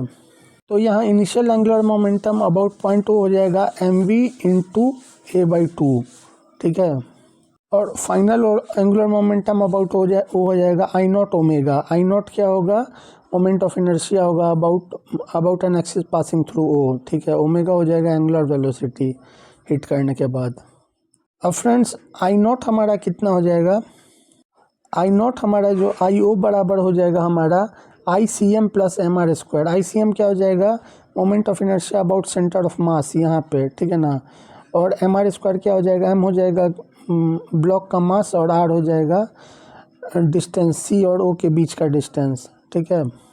तो आई नॉट हमारा हो जाएगा आई सी एम का वैल्यू हो जाएगा ma²/6 और mr², m का m आ जाएगा और r का a²/2 आ जाए, r² का a²/2 आ जाएगा। यहाँ हम देखते हैं ज्योमेट्री से r² बराबर a²/t है, r ये हो गया और r² बराबर a²/2 है। फ्रेंड्स हमारा आई नॉट का वैल्यू आ जाएगा इतना, ये बराबर हो जाएगा 2/3 ma², ठीक है ना। तो फ्रेंड्स हमारा एम वी इंटू a/2 बराबर हो जाएगा 2/3 ma² ओमेगा, इसलिए ओमेगा बराबर हमारा आ जाएगा 3v/4a, यही आंसर होगा। फ्रेंड्स हमारा एंगुलर स्पीड ओमेगा बराबर आ जाएगा 3v/4a, यानी ऑप्शन ए हमारा करेक्ट आंसर है। Thank you friends. Hi friends, ये क्वेश्चन आईआईटी स्क्रीनिंग का है 2003 का, और ये रोटेटरी मोशन चैप्टर का क्वेश्चन है। इसमें कहता है कि एक बॉडी दिखाया गया है यहाँ फिगर में, ठीक है ना। यहाँ पे दो आइडेंटिकल बॉल है मास m का, जो कि कनेक्ट किया गया है एक लाइट रिजिड रॉड से, ठीक है ना। अगर एक इम्पल्स j बराबर mv जो है वो एक बॉडी पर इम्पार्ट किया जाता है, एक बॉडी पर जो कि एंड में है, तो एंगुलर वेलोसिटी क्या होगा वो पूछ रहा है। तो फ्रेंड्स इस इम्पल्स के कारण ये जो सिस्टम है ये c के अबाउट जो है रोटेट करने लगेगा हॉरिजॉन्टल प्लेन में, ठीक है ना। तो फ्रेंड्स हम देखते हैं यहाँ जो है ये फोर्स F जो है वो सेंट्रल है, ठीक है ना। इसका मतलब एक्सटर्नल टॉर्क जो होगा इस सिस्टम पे वो 0 हो जाएगा, और उसका मतलब होगा कि सिस्टम का एंगुलर मोमेंटम कंजर्व होगा, ठीक है ना। अब सिस्टम का एंगुलर मोमेंटम कंजर्व होगा, उसका मतलब हो गया L इनिशियल बराबर L फाइनल होगा। अब फ्रेंड्स इनिशियल एंगुलर मोमेंटम जो होगा वो इम्पल्स J के कारण होगा, इसलिए इनिशियल एंगुलर मोमेंटम Li हो जाएगा J इंटू L/2, ये बराबर हो जाएगा mv/L/2। और फाइनल एंगुलर मोमेंटम LF बराबर हो जाएगा IC गुने ओमेगा। IC क्या हो गया? IC हो गया आपको moment of inertia about C, centre of मास, और ओमेगा हो गया सिस्टम का एंगुलर वेलोसिटी। अब चूंकि सिस्टम का एंगुलर मोमेंटम कंजर्व्ड है, इसलिए L इनिशियल बराबर हो जाएगा L फाइनल के। L इनिशियल के mv/L/2 और L फाइनल के है IC ओमेगा, ये दोनों बराबर हो जाएगा। अब IC बराबर हो जाएगा हमारा m into L/2 whole square, मतलब ये moment of inertia about C और प्लस इसका moment of inertia about C। तो IC बराबर हो जाएगा mL/2 whole square plus mL/2 whole square, ये बराबर हो जाएगा mL²/2। तो अब हम वैल्यू रख देते हैं mvL/2 बराबर हो जाएगा mL²/2, क्योंकि IC का वैल्यू है mL²/2 इंटू ओमेगा यहाँ पे, तो ओमेगा बराबर हो जाएगा हमारा v/L, यही हमारा आंसर होगा। Thank you friends. तो यहाँ हमारा आंसर आ जाएगा ऑप्शन ए, यानी v/L, ऑप्शन ए यानी v/L, यही आंसर होगा। Thank you friends. Hi friends, ये क्वेश्चन आईआईटी का है और ये रोटेशनल मोशन चैप्टर का क्वेश्चन है। इसमें कहता है कि एक ब्लॉक है मास m का, जो कि हेल्ड किया गया है अगेंस्ट अ वॉल, ठीक है ना। वो ब्लॉक मास m का जो है वो रेस्ट में है, और वो एक वॉल के अगेंस्ट हेल्ड किया गया है under the action of force F, ठीक है ना। तो इसमें बताना है कौन सा स्टेटमेंट इनकरेक्ट है। तो फ्रेंड्स यहाँ चूँकि ब्लॉक जो है वो स्टेशनरी हेल्ड किया गया है, इसलिए वो translational as well as rotational equilibrium है। ट्रांसलेशनल इक्विलिब्रियम में भी है, रोटेशनल इक्विलिब्रियम में भी है, ठीक है ना। इसलिए ब्लॉक पे कोई नेट फोर्स या नेट टॉर्क एक्ट नहीं कर रहा है, ठीक है। अब फ्रेंड्स ब्लॉक ट्रांसलेशनल इक्विलिब्रियम में है, इसलिए सिग्मा Fx बराबर 0 हो जाएगा, मतलब F बराबर हो जाएगा n के, और सिग्मा Fy बराबर भी 0 होगा, मतलब फ्रिक्शनल फोर्स F बराबर हो जाएगा mg के, ठीक है ना। तो यहाँ हमें मिला F बराबर mg, जबकि F फ्रिक्शनल फोर्स है और कैपिटल F बराबर n नॉर्मल फोर्स है, ये दोनों सही होगा, ठीक है ना। अब फ्रेंड्स यहाँ जो कैपिटल F फोर्स है, F जो है वो एक्ट कर रहा है through centre of mass C के, इसलिए ठीक है ना, इसलिए एफ जो है कोई टॉर्क प्रोड्यूस नहीं करेगा। तो यानी हमारा ऑप्शन सी भी करेक्ट होगा, F will not produce any torque. Friends हमारा जो यह नॉर्मल रिएक्शन एन है, एन जो है वो पास भी कर सकता है सेंटर ऑफ मास सी से और नहीं भी पास कर सकता है, इसलिए एन जो है वो टॉर्क प्रोड्यूस कर भी सकता है। इसलिए हमारा ऑप्शन डी जो है N will not produce torque, ये इनकरेक्ट होगा। फ्रेंड्स हमारा आंसर हो जाएगा यहाँ डी यानी N will not produce any torque, क्योंकि नॉर्मल रिएक्शन एन जो है वो टॉर्क प्रोड्यूस भी कर सकता है अगर वो सेंटर ऑफ मास से के थ्रू नहीं पास करता है तो। फ्रेंड रोटेशनल इक्विलिब्रियम के लिए टाउ सी यानी torque through centre of mass C बराबर 0 होना चाहिए, ठीक है ना। तो torque created by frictional force C हो जाएगा हमारा एफ गुने ए इन क्लॉकवाइज डायरेक्शन, ठीक है ना। और एक देयर इज अनदर टॉर्क, एक दूसरा टॉर्क भी है जो काउंटर करता है इस टॉर्क को, ठीक है ना। वो जो नॉर्मल रिएक्शन का जो टॉर्क है वो है। तो फ्रेंड्स नॉर्मल रिएक्शन का भी यहाँ एक टॉर्क होगा एन गुने बी, ठीक है ना, जो कि एंटी क्लॉकवाइज डायरेक्शन में एक्ट करेगा। तो फ्रेंड फ्रिक्शन का टॉर्क जो होगा एफ गुने ए, ठीक है ना, इन क्लॉकवाइज डायरेक्शन वो काउंटर एक्ट होगा नॉर्मल रिएक्शन के टॉर्क एन गुने बी से in anticlockwise direction. N यहाँ टॉर्क प्रोड्यूस करेगा। Thank you friend. तो हमारा आंसर हो गया यहाँ डी कि N will not produce torque, वो इनकरेक्ट है। Thank you friends. Hi friends, ये क्वेश्चन आईआईटी का है और ये रोटेटरी मोशन चैप्टर का क्वेश्चन है। इसमें कहता है कि एक कार जो है वो सर्कुलर हॉरिजॉन्टल ट्रैक जिसका रेडियस 10 मीटर है उस पर कांस्टेंट स्पीड 10 मीटर पर सेकेंड के कांस्टेंट स्पीड से मूव कर रहा है। एक पेंडुलम बॉब है जो सस्पेंड किया गया कार के रूप से बाय अ लाइट रॉड, ठीक है ना, जिसका लेंथ 1 मीटर है। तो angle made by rod with track पूछ रहा है कितना होगा। तो फ्रेंड्स यहाँ जो कार है वो हॉरिजॉन्टल ट्रैक पे, सर्कुलर हॉरिजॉन्टल ट्रैक पे कांस्टेंट स्पीड के साथ मूव कर रहा है। अब जो बॉब है उस पे दो तरह का फोर्स एक्ट कर रहा है। एक तो हो जाएगा यहाँ पे टेंशन टी एक्ट कर रहा है और weight of Bob mg act कर रहा है, ठीक है ना। तो यहाँ फ्रेंड्स टी कॉस थीटा बराबर हो जाएगा हमारा mg के और टी साइन थीटा बराबर हो जाएगा mv स्क्वायर बाई आर के। mv square by R centrifugal force है, ठीक है ना, इसलिए हमारा टेन थीटा आ जाएगा वी स्क्वायर बाई आर जी।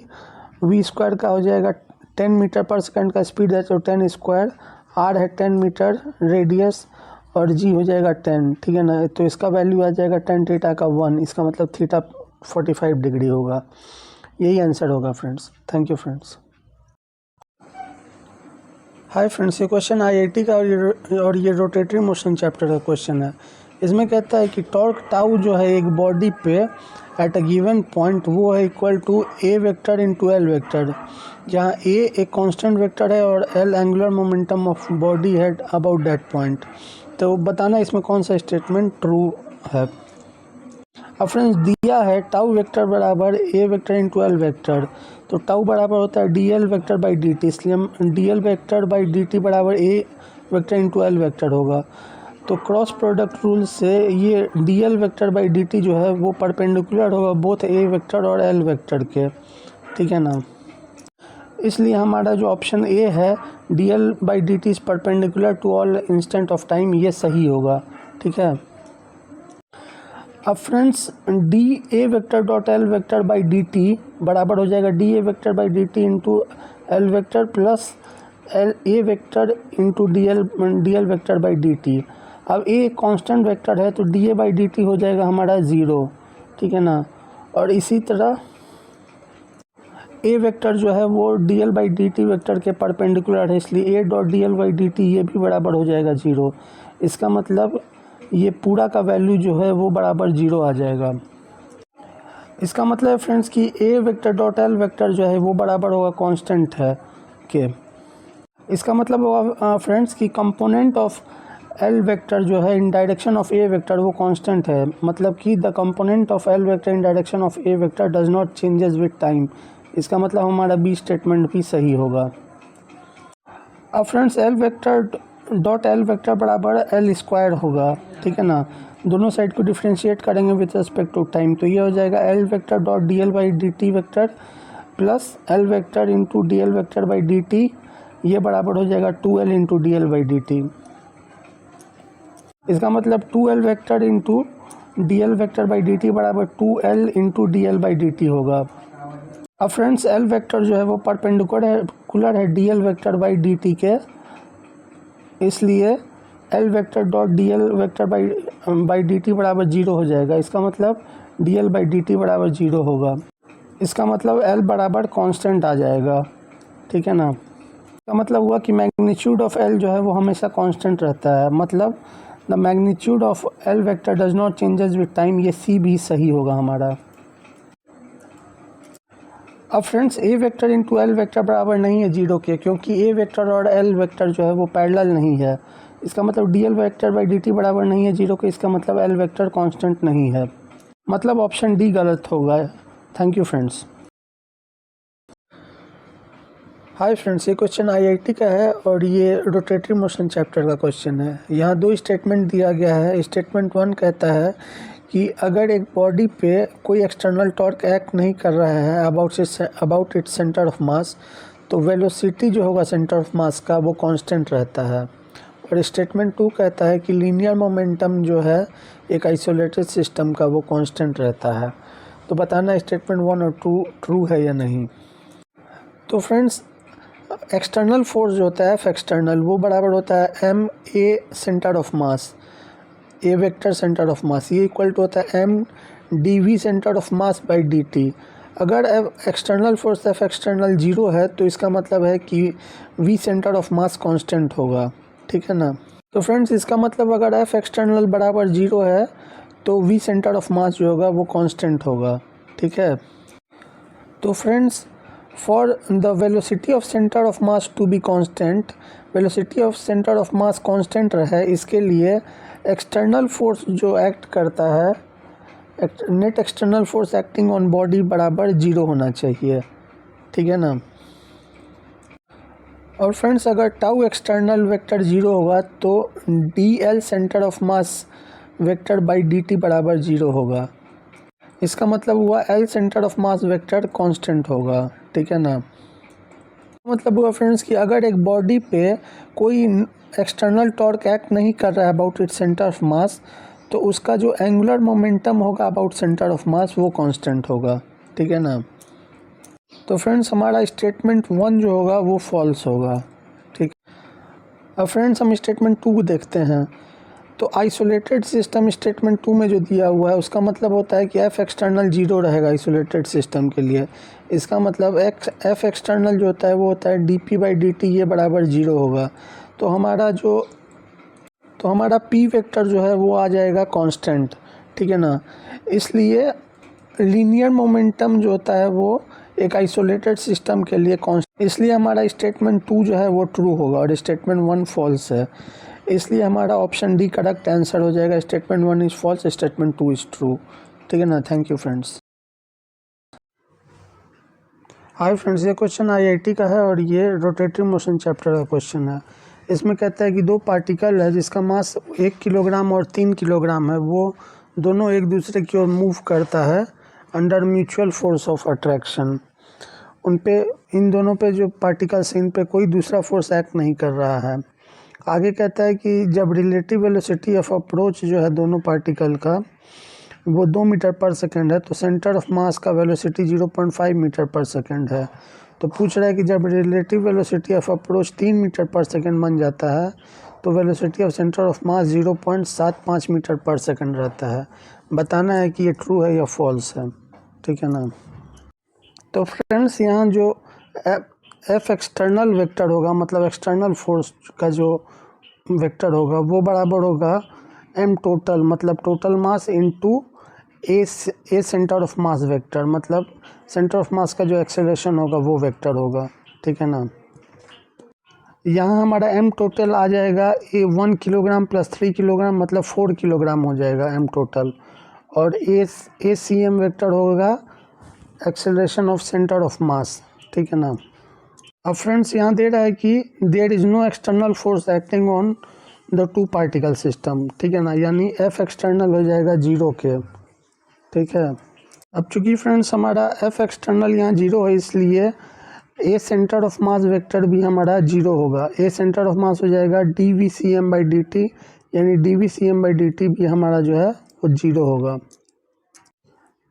अब D V C M by D T हमारा जीरो है, इसलिए हमारा वी सी एम कॉन्स्टेंट होगा, मतलब velocity of centre of mass जो होगा वो कॉन्स्टेंट होगा, ठीक है ना। तो इसका मतलब हमारा जो यहाँ स्टेटमेंट दिया गया है ये स्टेटमेंट फॉल्स है, ठीक है ना, क्योंकि पहले जो है velocity of centre of mass 0.5 metre पर सेकंड था, तो बाद में भी velocity of centre of mass 0.5 metre पर सेकंड ही रहेगा, क्योंकि velocity of centre of mass constant है। यही आंसर होगा। Thank you friends.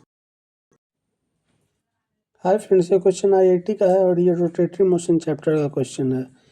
इसमें कहता है कि अगर all external forces acting on a system जो है सिस्टम ऑफ पार्टिकल, उसका रिजल्टेंट अगर जीरो होता है तो एक इनर्शियल फ्रेम से हम क्या कह सकते हैं। अलग अलग ऑप्शन है, linear momentum system does not change with time, और भी ऑप्शन है, ठीक है ना। तो फ्रेंड्स इनर्शियल फ्रेम वो फ्रेम होता है जहाँ न्यूटन लॉ ऑफ मोशन जो है वो ट्रू होल्ड करता है, ठीक है ना। तो यहाँ कह रहा है कि resultant of all external forces acting on a system is zero, मतलब सिग्मा एफ एक्सटर्नल बराबर है जीरो, ठीक है ना। अब सिग्मा एफ एक्सटर्नल जो होता है वो होता है D P system by D T. P system क्या है? सिस्टम का लीनियर मोमेंटम है।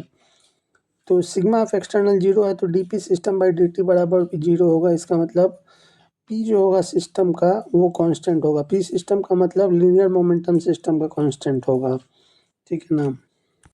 तो लीनियर मोमेंटम सिस्टम का कांस्टेंट है, इसलिए linear momentum of system does not change with time, ठीक है ना।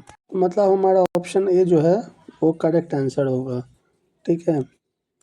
अब आगे दिया हुआ है कि due to internal forces acting on system, system पे जो इंटरनल फोर्स एक्ट कर रहा है उसके कारण काइनेटिक एनर्जी और पोटेंशियल एनर्जी जो है सिस्टम का वो चेंज कर सकता है टाइम के साथ, ठीक है ना। मतलब काइनेटिक एनर्जी और पोटेंशियल एनर्जी सिस्टम का चेंज कर सकता है टाइम के साथ, मतलब बी जो है वो रॉन्ग होगा और डी भी रॉन्ग होगा, ठीक है।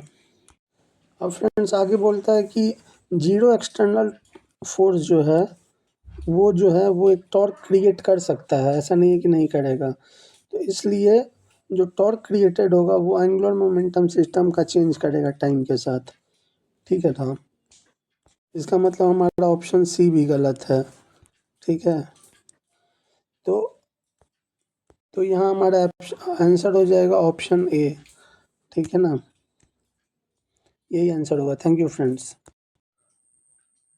हाय फ्रेंड्स, ये क्वेश्चन आईआईटी का है और ये रोटेटरी मोशन चैप्टर का क्वेश्चन है। इसमें कहता है कि एक पार्टिकल को कन्फाइंड किया गया है सर्कुलर पाथ में रोटेट करने के लिए विथ डिक्रीजिंग लीनियर स्पीड उसका डिक्रीज कर रहा है, तो कौन सा ऑप्शन करेक्ट होगा वो पूछ रहा है।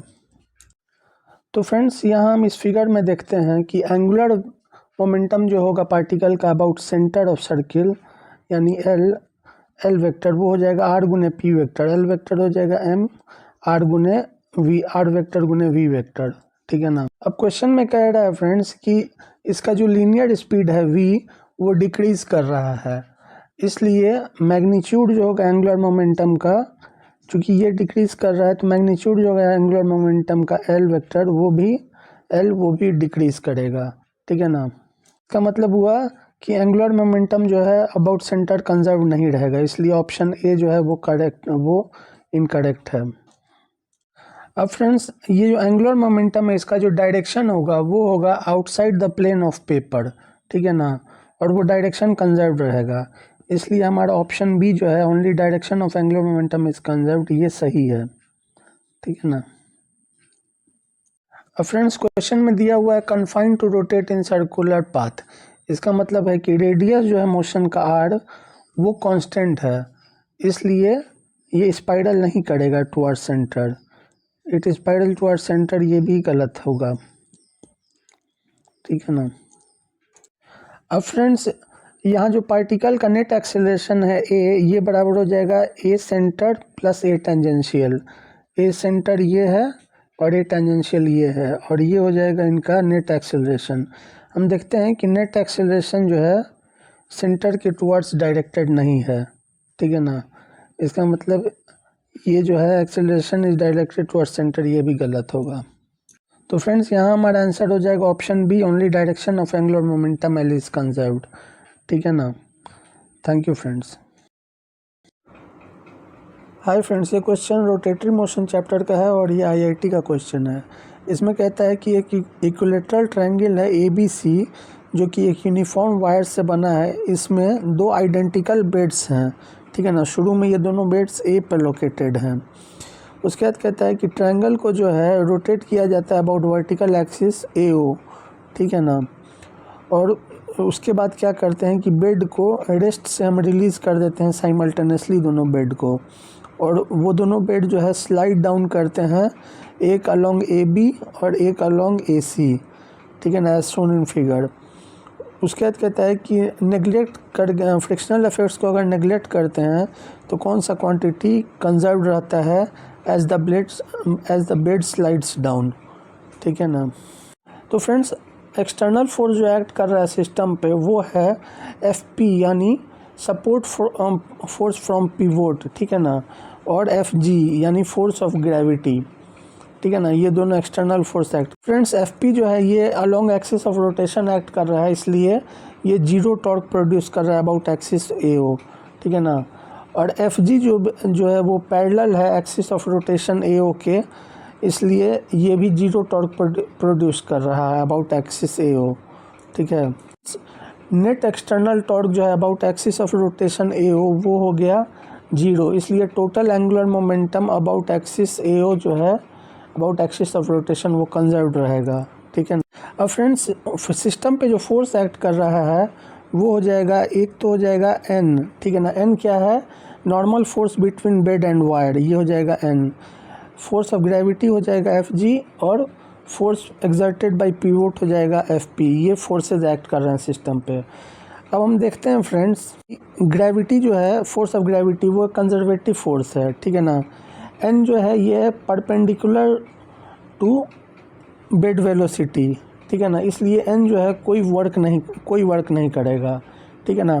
फ्रिक्शनल इफेक्ट को हम यहाँ नेगलेक्ट करके चल रहे हैं। पिवोट जो है एट A वो फिक्स है, इसलिए पिवोट फोर्स भी कोई वर्क नहीं करेगा, ठीक है। इसलिए हम देखते हैं फ्रेंड्स कि फोर्स जो एक्ट कर रहा है सिस्टम पे वो आइदर कंजर्वेटिव है या वो वर्क नहीं कर रहा है, इसलिए टोटल मैकेनिकल एनर्जी जो होगा सिस्टम का वो कंजर्व रहेगा। अब फ्रेंड्स जैसे जैसे बेड स्लाइड डाउन करता है उसी तरह R जो है इंक्रीज़ करता है, इसलिए टोटल मोमेंट ऑफ इनर्शिया जो होगा सिस्टम का अबाउट एक्सिस ऑफ रोटेशन वो इंक्रीज़ करेगा, ठीक है ना। इसका मतलब हमारा मोमेंट ऑफ इनर्शिया इंक्रीज़ करेगा। अब एंगुलर मोमेंटम कंजर्व्ड है, इसलिए I ओमेगा कांस्टेंट हो जाएगा। तो I अगर इंक्रीज़ करेगा तो ओमेगा डिक्रीज़ करेगा, ठीक है ना। इसलिए हमारा मोमेंट ऑफ इनर्शिया I और ओमेगा ये दोनों कांस्टेंट नहीं होगा, इसलिए यहाँ हमारा आंसर हो जाएगा answer B, total angular momentum और टोटल एनर्जी कंजर्व रहेगा। Thank you friends.